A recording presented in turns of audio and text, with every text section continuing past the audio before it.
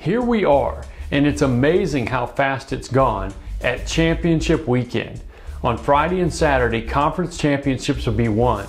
The final cases for the playoff will be made. And on Sunday, we'll know who's in the 4-team playoff and who's out.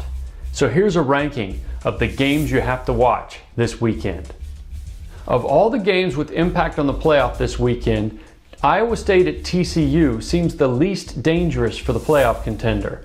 The question might be how soon TCU gains game control, to use a term we've all learned, and how much game control it keeps. But we've seen Iowa State dash national championship dreams before.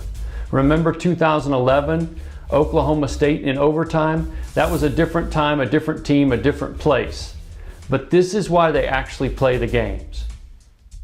It's tempting to just fast forward Alabama right through the SEC championship and into the playoff. Missouri, after all, has that home loss to Indiana on its resume. But underrate the Tigers at your own peril. Yeah, the SEC East is weak, but Mizzou's won it 2 years in a row. And the Tigers have a big-time defense and the kind of spread offense that has occasionally given Alabama problems.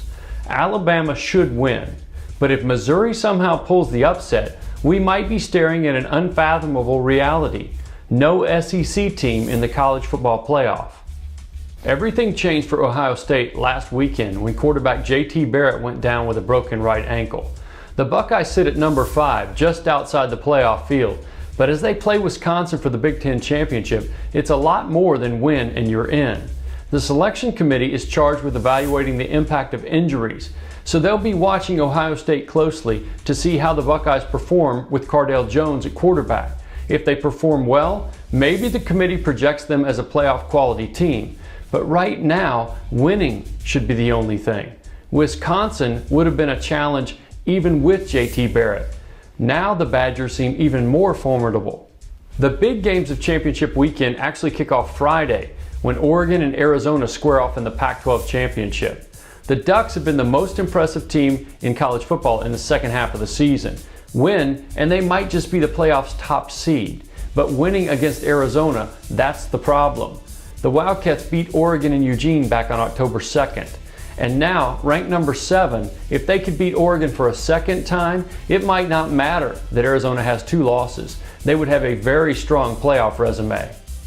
The TCU-Baylor debate is fierce. TCU is ranked number 3 by the committee, Baylor's ranked number 6, yet the Bears won 68-58 in Waco on October 11. We're not going to get into the entire debate here, but while TCU plays Big 12 bottom feeder Iowa State on Saturday, Baylor hosts number 9 Kansas State.